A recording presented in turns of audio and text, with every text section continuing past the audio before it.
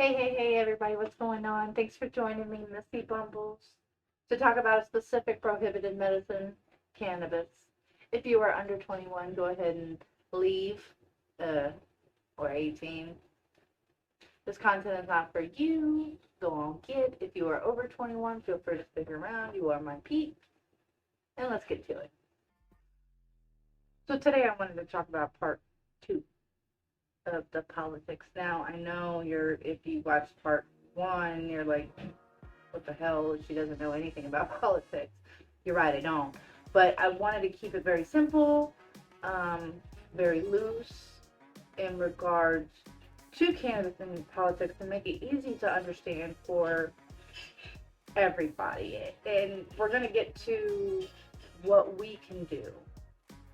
So, when you look at your local politicians, look for the ones that are obviously against cannabis, because those are the ones we want to try to sway their decision, change their mind.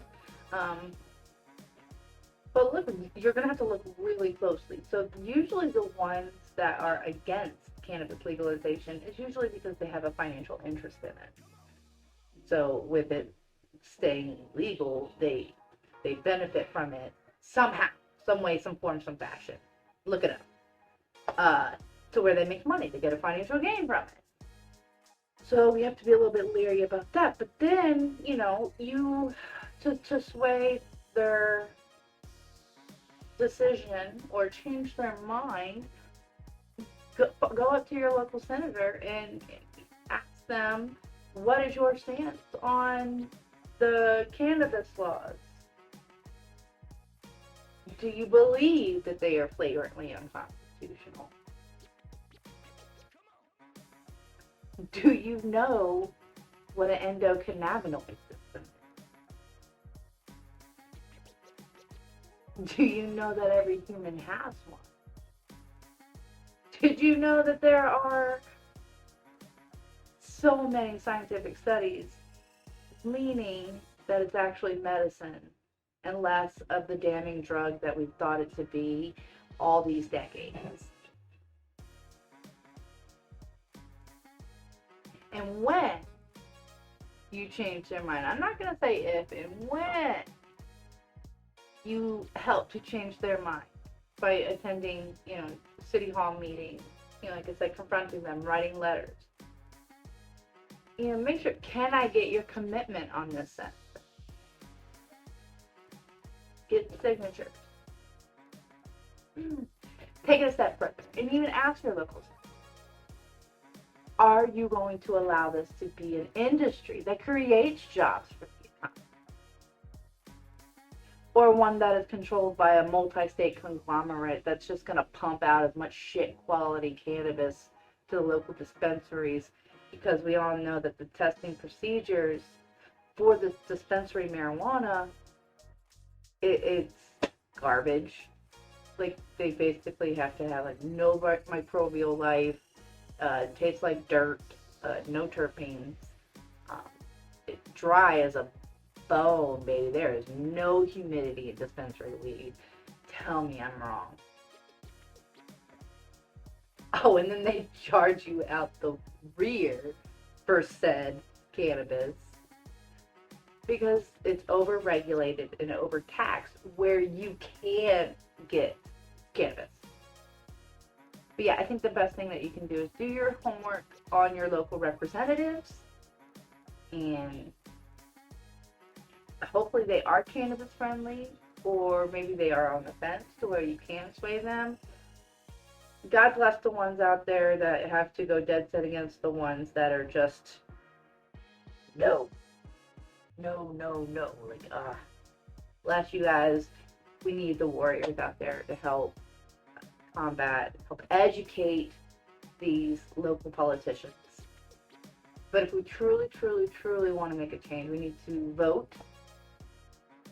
Again, do homework on your local politicians, attend your town, city meetings, and speak up about the issue. Don't be shy. In my opinion, I feel that, especially now, and today, even in a state where it's only medically legal, and I am not a medical patient, I DGAF. You know, it's becoming more acceptable now. And I get it. Certain countries, listen, other countries outside of America, I'm not, I'm not talking about those countries. From what I hear, Australia is really bad. That was a nervous laugh, not laughing at you. Uh, but yeah, so no, maybe don't speak up. I know nothing about the Australian government, but I know the U.S. government and the way that we've been leaning towards the legalization, the decriminalization. Um, I'll speak up about it, even if I am in the wrong. But that's what is going to help the cause, the activists, you and me, the ones that are going to help keep spreading the word.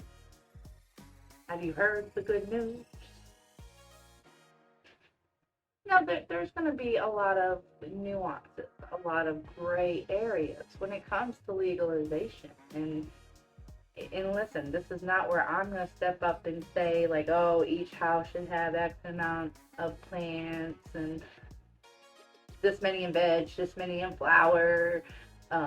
No. I mean, do I think there should be a plant count on the household? Sure. I mean, if that's what makes the government feel better, sure, put a plant count on the house. Because unless you're selling for distribution, which is a whole nother bear, not my field, you want to hit stuff where you want to get into the cannabis industry on that level, you need to hit up a cannabis industry lawyer. His name is Tom. I don't remember his last name, but his first name is Tom. Cannabis industry lawyer. He's a plethora of information when it comes to that stuff. Just like most people grow for personal use. I know that's why I grow. I don't. Fortunately, I am not in a position that I have to grow to distribute in order to pay my bills. Nope, that is not my situation whatsoever.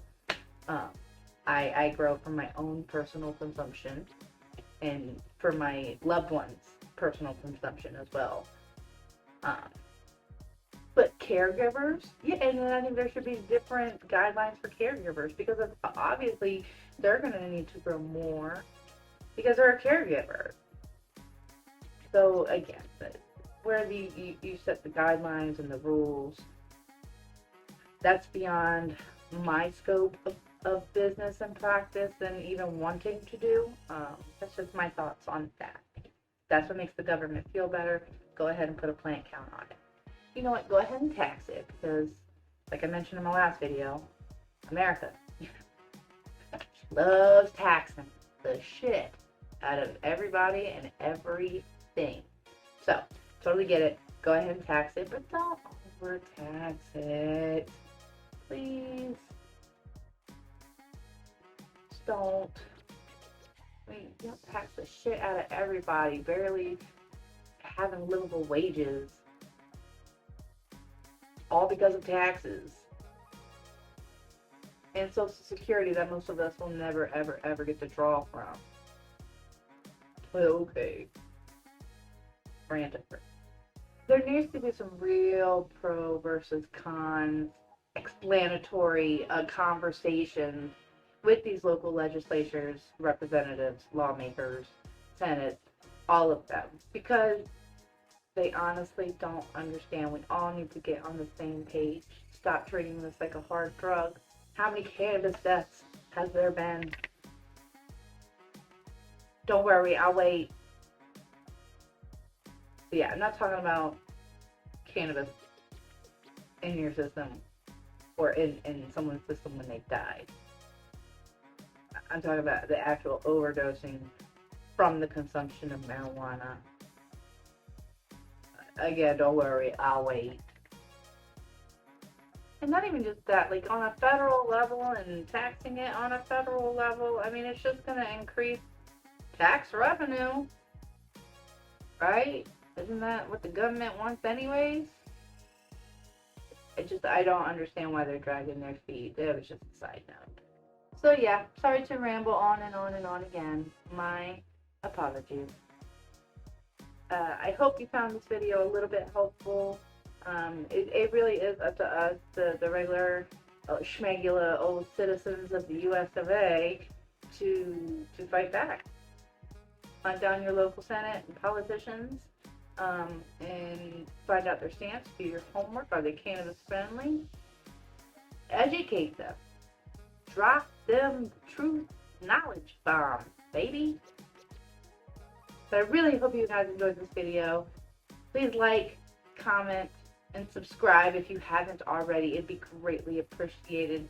I hope you guys have a great day. Don't do anything I wouldn't do. Be easy. One love.